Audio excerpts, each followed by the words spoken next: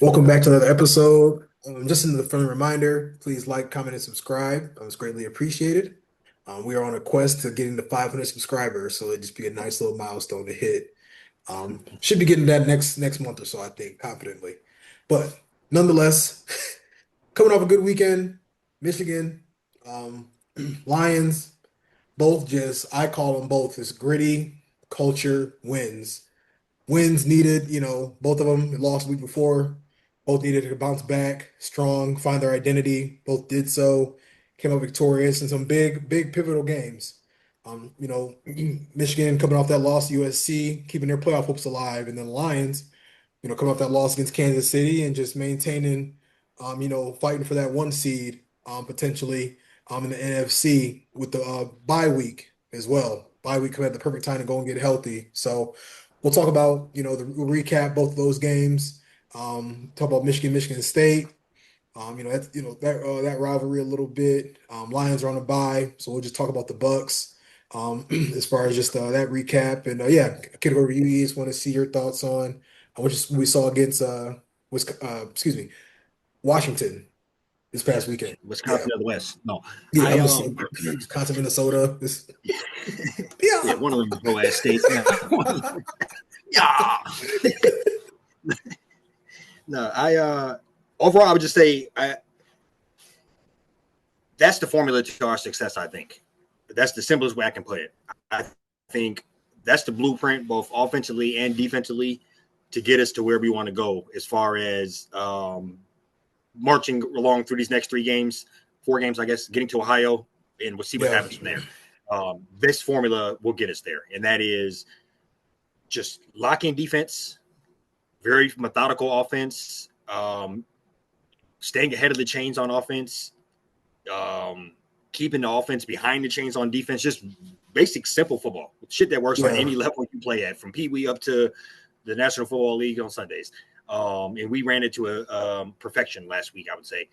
A team that I had some fear could move the ball around on us. I had some fear that if the wheels fell off the game or some things kind of didn't go our way, we could have looked up and they had 38, kind of like USC or something, kind of catch ourselves in a shootout. And quite frankly, it was the exact opposite.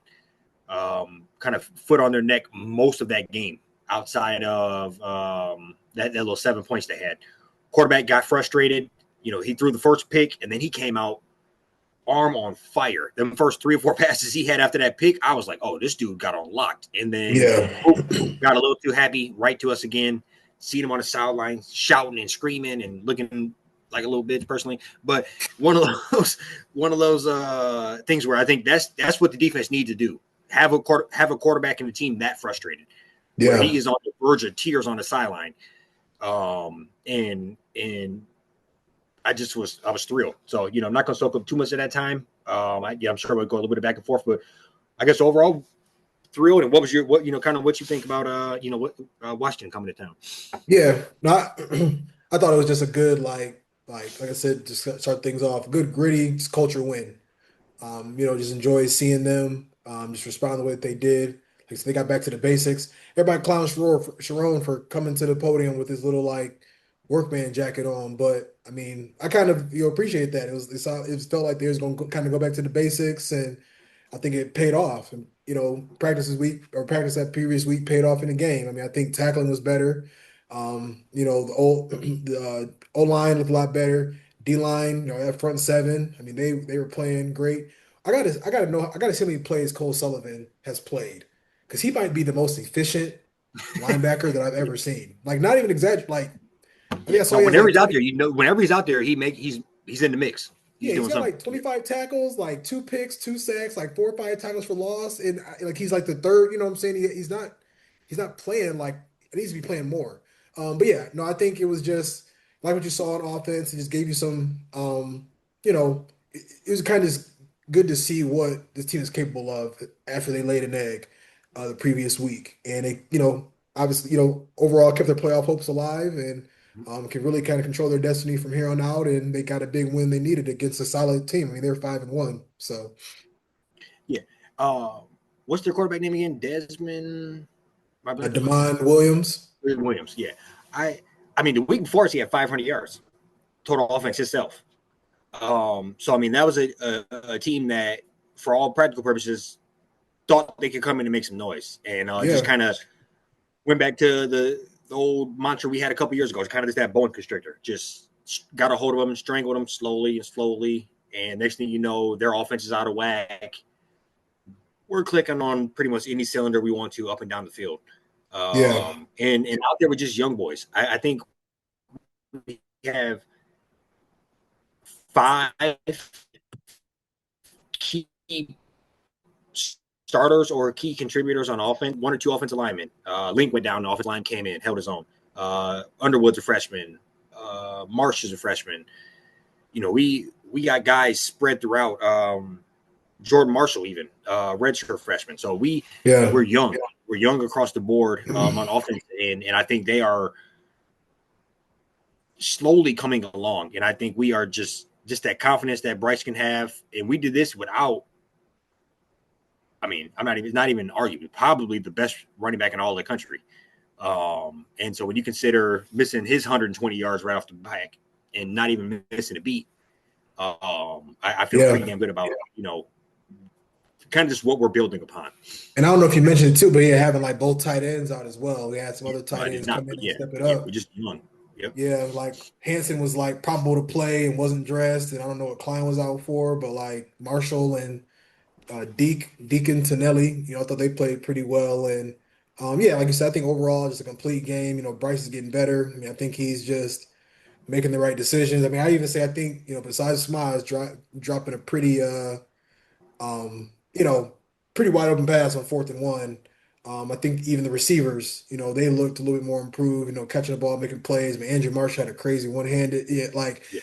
maybe time for some of these freshmen to start playing a little bit more. I don't know if guys like Samaj, some of these guys are kind of getting the benefit of the doubt just because they've been in the program longer. But if there's guys behind them playing better, I think this is one of those things where even Frazier, when Link got hurt, Frazier came in, Yes. no pressures. They run the ball right behind them. Like, I mean, sometimes some of these guys, I just feel like just kind of like waiting for the person in front of them to just not. You don't want anybody to get hurt, but just like either that or graduate to like really, it might Yeah, in some ways be better.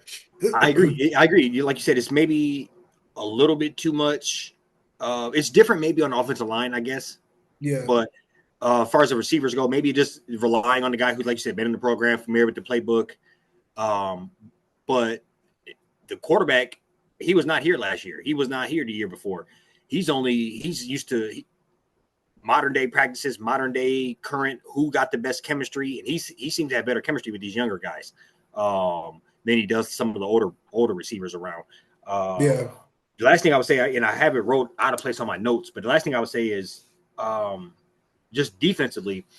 I read through the first where we at 5-2. So the first Mhm. 6 games, we blitzed 50% of the defensive snaps.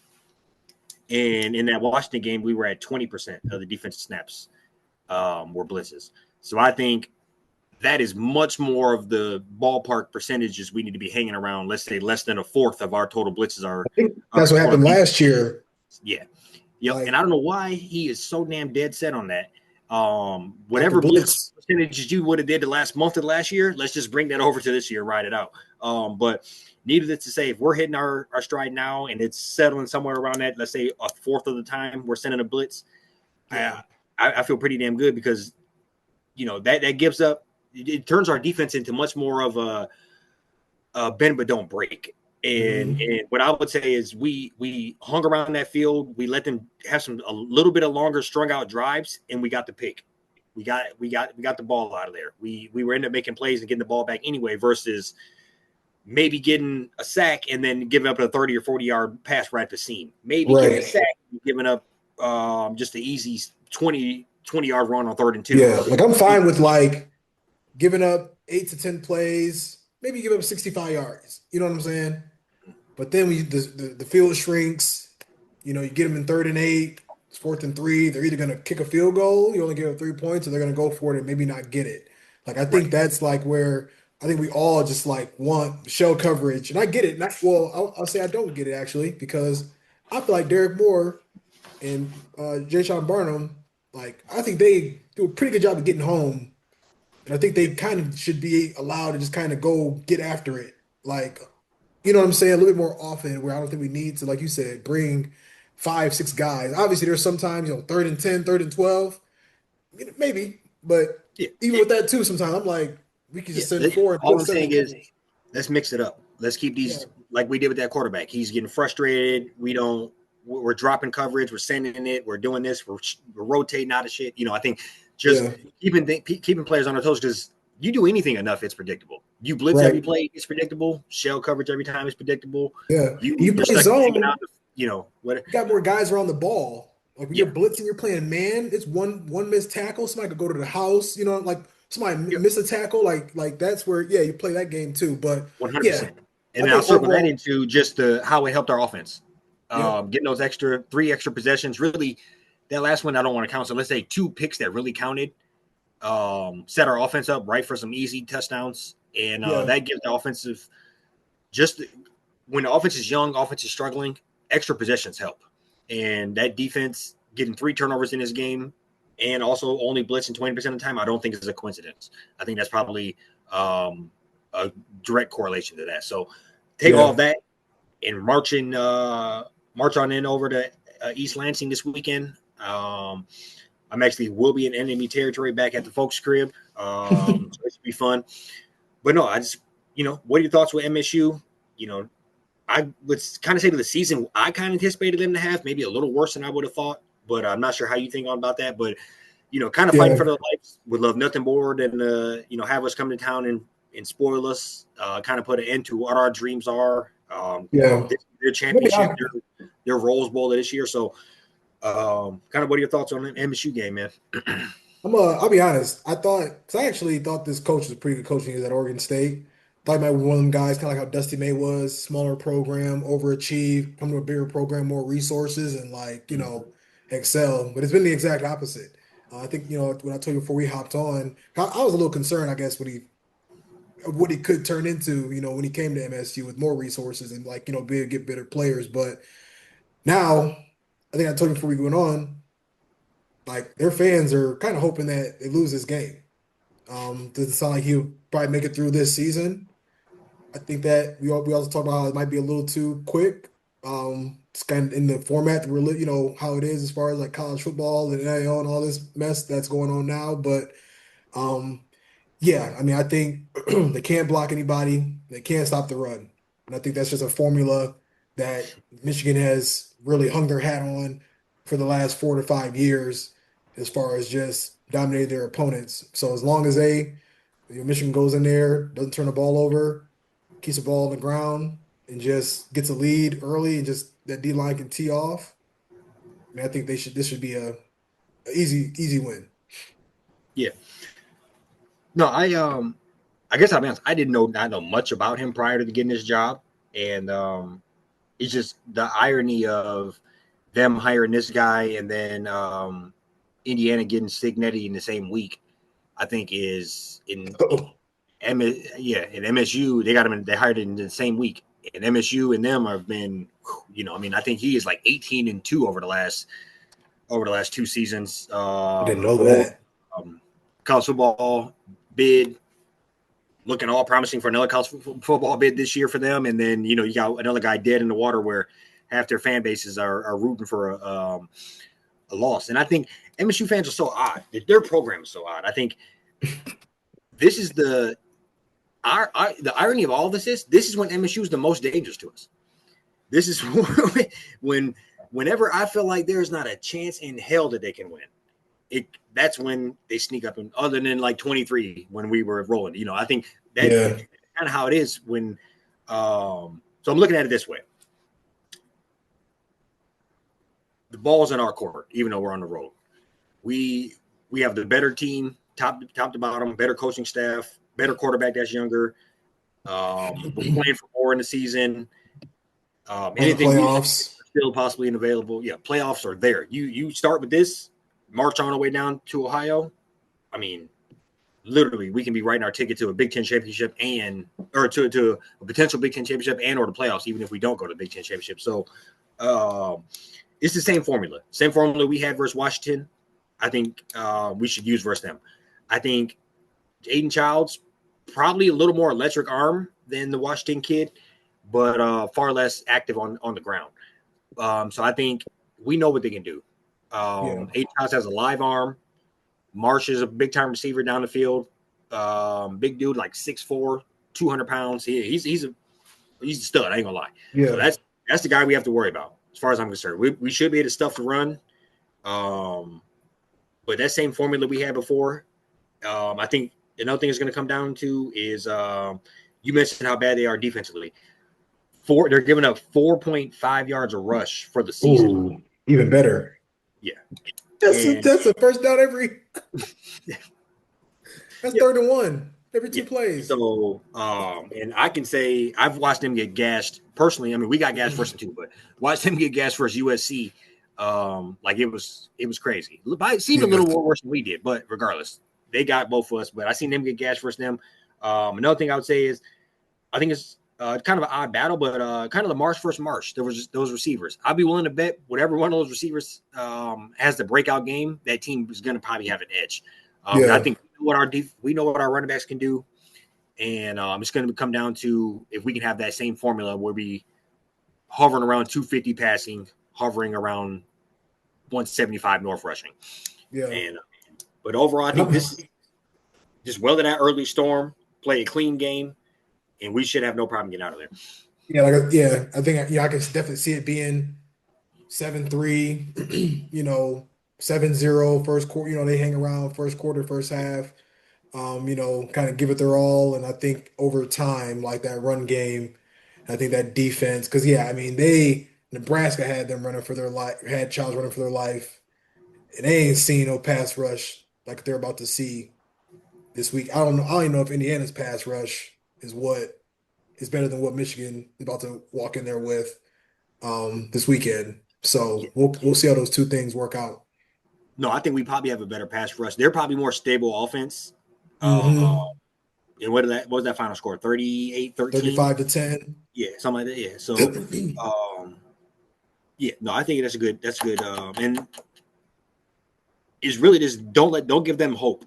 Don't give them hope to hang around too long. Don't have no bonehead plays. I think that's where they're gonna go all out and have they're looking for it.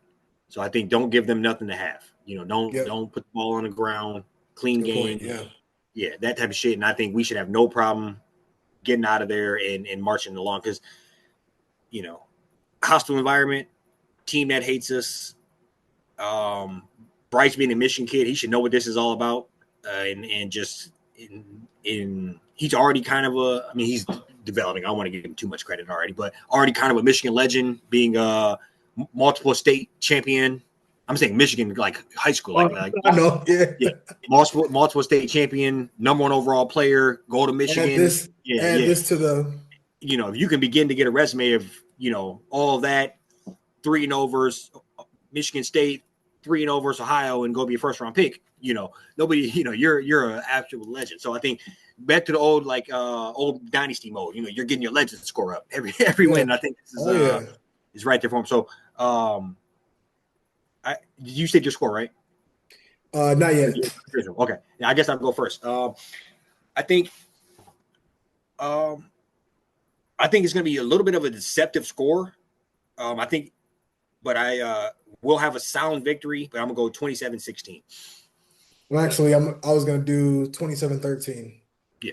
I think, like you said, it's going to be 2 scores, but it'll feel more like 35-3. But they'll get something early. That score, looking at this, it could easily be we're sitting there at 24-6 heading into the fourth quarter, and they get a touchdown at the end of the minute. It's kind of like, who really cares?